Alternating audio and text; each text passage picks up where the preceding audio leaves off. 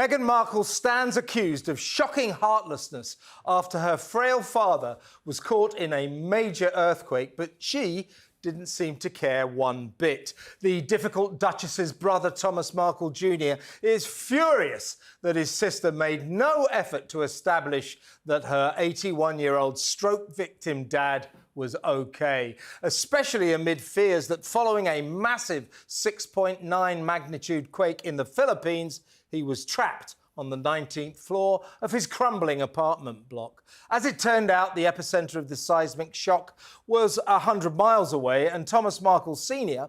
went on to report that he had come through the ordeal unscathed and was just fine. But when his fate was not known, Meghan's silence throughout enraged her fuming relatives. There was not even a phone call to check that the loving parent who raised her and to whom she was once inseparably close had survived. Seething Thomas Markle Jr. has told friends that he believes Meghan's extraordinary lack of interest in whether her father was alive or dead was psychopathic. Meanwhile, as petulant Prince Harry struggles to absorb the harsh truth that his plan to spend more time in Britain to take on royal duties is a total non-starter, his not-so-regal American wife is embroiled in an escalating cruelty row after animal rights campaign group PETA took her to task over her treatment of chickens in her unacceptably boring Netflix cooking dross with Love Meghan. There she is in one scene, coochie-cooing the feathered friend she keeps at her Montecito palace in the sun. And in the next, she's got her hand up the backside of a slaughtered plucked chicken, calling the poor thing our lovely lady. In an excoriating video posted on the Duchess of Sussex's favourite social media site, Instagram, PETA asks, did Meghan just call a chicken's dead body lovely lady? Yes, she did. Next PETA question. Isn't it twisted to cuddle a chicken 1 minute and shove your hand in another the next? Well, you decide. I'm an animal lover. I simply detest cruelty to innocent creatures. It's the one chink in my tough guy armour. So while I'm certainly not some crazed vegan, I don't eat meat. But I would never moralise about those who do. It's a personal choice, and it's not my position to say what's right and what's wrong. What do I know? But I do think PETA makes a powerful point on Meghan lovingly cuddling and stroking her vibrant backyard hens shortly before forcing stuffing into a dead one and, as she oddly puts it, tying its back legs together in an elegant way. Elegant? I don't think so. Of course, this is not the first time Meghan has found herself in a world of trouble on the animal welfare front. In an earlier episode, the self-styled domestic goddess stood watching as chef Jose Andres knifed a live lobster through the back of its head, whispering, "Come here, baby." Looking somewhat nauseated, Meg gasped, "He called it baby." Yeah, Mrs. Sussex, not unlike you calling that recently killed chicken our lovely lady. But then, just as she seemed appalled by the twitching crustacean's execution, the Duchess perked up and chirped, "It's the circle of life." Or, from the murdered lobster's point of view, the circle of death. Could it be that these hard-to-watch macabre carcass scenes helped contribute to With Love Meghan's abysmal viewing figures? In terms of television entertainment, animal cruelty and epic tedium is not a great combo. Please, Netflix, no more. Make it stop. In other news, as the truth comes spilling out about what really happened when Harry met the King for the first time in 19 months, old bull in a china shop Ginger Nuts has done it again, ruining whatever goodwill he may have restored with a furious statement that, and I quote, perplexed and saddened his dad. When the press reported that Harry was surprised by the formality of his reunion with Charles at his London mansion Clarence House, the Prince fired off an endless press release hailing the Tea for Two get-together as an emotional triumph.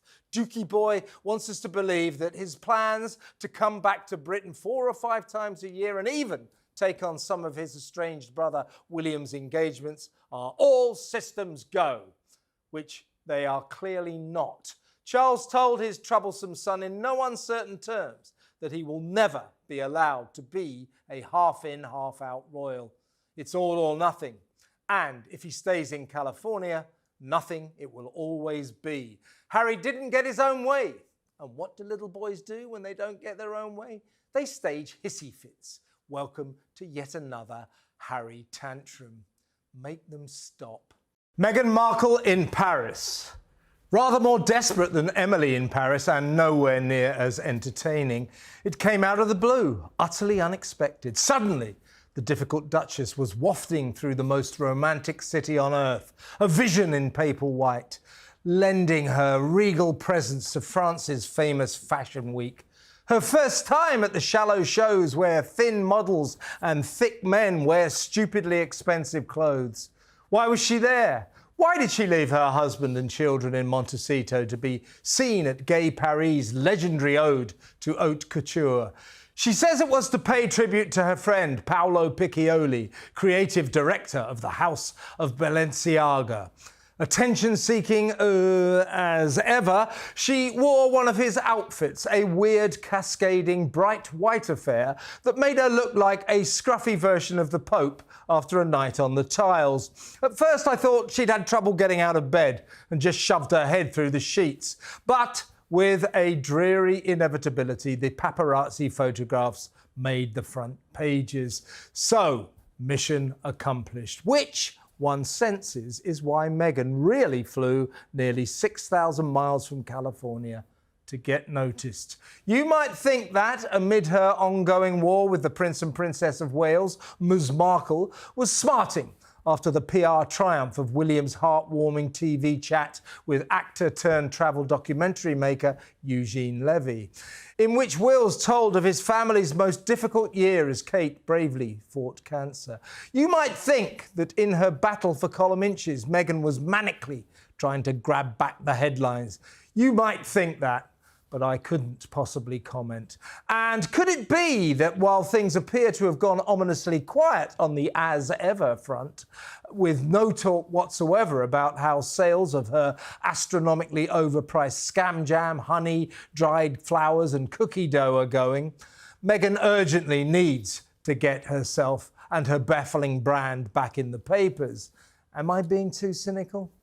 You decide. And after Paris, Meghan and Harry went to New York to collect another honour they scarcely deserved, a Humanitarians of the Year award from the mental health organisation Project Healthy Minds.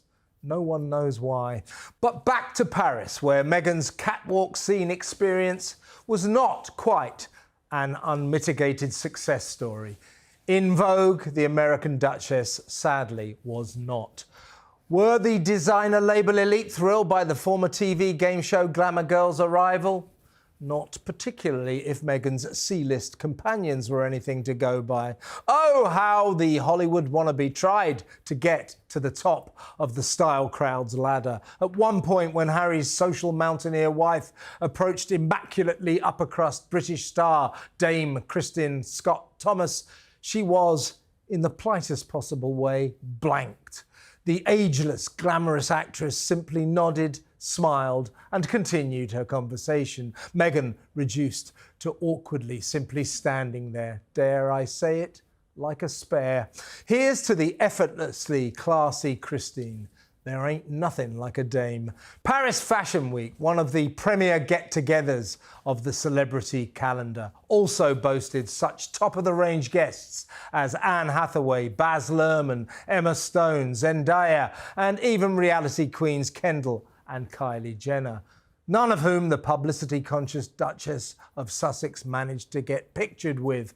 As one observer commented, Paris didn't ignore Meghan, it simply showed her what she's been missing, the kind of grace that doesn't need an audience. But as we all know only too well, Meghan has always needed an audience, and it's safe to say always will. Meanwhile, another blow for Mr. Meghan, aka Prince Harry, as it emerges that Sentebale, the African charity he helped to found but flounced out of in a racism row, has abandoned his favoured form of fundraising, posh polo events in Florida with his champagne-swilling multi-millionaire mates. The new directors are uncomfortable with what they always saw as patronising white saviorism, a charge, of course, that well-meaning simple soul Harry vehemently denies. But never mind, he's a humanitarian of the year, and so is the delighted Duchess. What precisely the gruesome twosome have done to be hailed for their boundless altruism remains something of a mystery. But there they were, two shining royal luminaries glowing at New York's 3rd annual World Mental Health Day Gala. Yay! Not since John Travolta presented him with his Legend of Aviation trophy has the petulant prince deserved such glorious recognition. Harry, the Legend of Aviation, who failed his helicopter pilot's test, has the dim Duke no shame. Manic Meghan Markle's at it again, dazzling us with a blinding blizzard of frantic activity that looks like a lot, but upon closer examination, doesn't add up to very much at all. Amid this dervish-like perpetual pointless motion, reports once again proliferate that Her Montecito Majesty's marriage to permanently furious-looking Prince Harry is in trouble, and that her business empire that never was, never will be. Suddenly, the difficult Duchess is no longer the scam-jam flogging, honey-making, down-home domestic goddess. She's the self-styled queen of the scene in the wonderful world of high fashion. At least that, clearly, is what she wants to be. But what a week on Planet Meg. She's here, she's there, she's every bloody where. In Paris, in New York, in Washington, saying this, saying that, and, as always with the Duchess of Jargon, saying nothing that makes any sense, unless, of course, you speak Californian psychobabble. Cutting through her deep space gobbledygook is always a struggle. Hard to ever know just exactly what she's garbling on about. But of this you can be certain. In her own clunking, awkward, poorly explained way, the frenetic Ms. Markle is attempting to change course. Her trip to Paris, a city she'd previously said she could never go to because it was where Harry's mother Diana died in that horrific car crash, shocked her husband's friends. Her unannounced Sans Harry solo appearance at Paris Fashion Week, to which she invited herself, was an obvious attempt to make her mark on the haute couture circuit. Why else would she turn up wearing an eye-catching, cascading, sartorial disaster that made her resemble a badly dressed ghost, but was bound to get her noticed? Her designer label scheming was somewhat confirmed when the following weekend in New York, Meghan combined collecting a laughably undeserved Humanitarian of the Year award with meeting the editor of American Vogue magazine. Even though old Ginger Nuts was with his social mountaineer wife in Manhattan, the couple seemed to spend an inordinate amount of time apart, and witnesses observed that Harry appeared to be grinning for the cameras through gritted teeth. By all accounts, the dim Duke didn't look happy at all. Harry's a British royal. He's been famous from the moment he was born and always will be. His ambitious wife, meanwhile, remains a palpable fame chaser who comes across as ever more determined to cash in on her semi-regal status. Who wants to be a billionaire? She does, but so far, it just hasn't worked out. Word is, as expected, the profits from selling mundane domestic products on her weird online store, as ever, are rather less than astronomical. In one of her dizzying number of recent public appearances at a non-event also attended by America's top loser, Kamala Harris, Meghan played down getting dumped by Netflix, comparing her fate favourably to that of Barack and Michelle Obama's, the woeful wizards of woke, who were also shown the door by the streaming giant. And she waffled on about having the grace to pivot. Translation? Get set for a whole new direction. Meghan's moving on. Instead of more stupefying series of her dreary cooking dirge, With love, Meghan, the Duchess of Sussex indicated she's keen on making lots of short films. Translation: Instagram posts, like the ones she just treated us to, featuring her wardrobe full of expensive clothes, vast rows of high-heeled shoes, slices of pizza, and Harry grinning gormlessly in the background. A visual metaphor for the dismal duo's lopsided relationship, you might think. I couldn't possibly comment. And now, after Harry's horrors with Centre Ballet and African Parks, a new charity scandal for Meghan to worry about. The British branch of World Vision, the children's charity for which the Duchess is a global ambassador, stands accused of running a hostile and toxic workplace where complaints of racism, sexism and homophobia were ignored and silenced by bosses. The shock allegations have been denied, but the Charity Commission has launched a full investigation. It was on a trip to Rwanda for World Vision that Meghan was famously photographed hugging a little African boy. That was in 2016, the year she met Harry, when her glittering royal life lay ahead. Now it's all behind her, and who knows what tomorrow might bring. Not Meghan, that's for sure, but thank God for giving her ladyship the grace to pivot. Meghan Markle and Prince Harry are facing the grim prospect of a royal revolution that experts believe will see them stripped of their titles. The floodgates have been opened, and the feeling is that if preposterous Prince Andrew is a duke no more, why should the similarly preposterous Prince Harry be allowed to carry on calling himself the Duke of Sussex? And if old Ginger Nuts does lose his exalted dukedom, a certain Duchess of Sussex will instantly be demoted down to plain little Mrs. Meghan Markle of Montecito. One senses that the former game show hostess won't like that one bit. All that hard graft she put in climbing to the top of the ladder, only to fall straight back to the bottom again for a dedicated social mountaineer like Meg. The ultimate nightmare. But William has got the difficult Duchess in his sights, and she might be well advised to mentally prepare for the worst. Ditto Harry, another dim royal who, like his moronic Uncle Andrew, is pathetically puffed up by his regal status. Both princes immorally exploit their royalty to make money, which is why the Prince of Wales intends to clip their venal wings. But what a week of high drama at the palace after Charles and William forced Prince Andrew to vow that he will no longer be known as the Duke of York. Amid the extraordinary fallout from his shocking lies about his continued close friendship with convicted paedophile billionaire Jeffrey Epstein, the King's disgraced brother also renounced his other titles, the Earl of Inverness and Baron Kililea. His situation has been made even worse by the release of Virginia Griffith's posthumous autobiography, Nobody's Girl, in which the ex-Epstein slave girl chronicles explicit details of how Andrew sexually abused her on 3 different continents.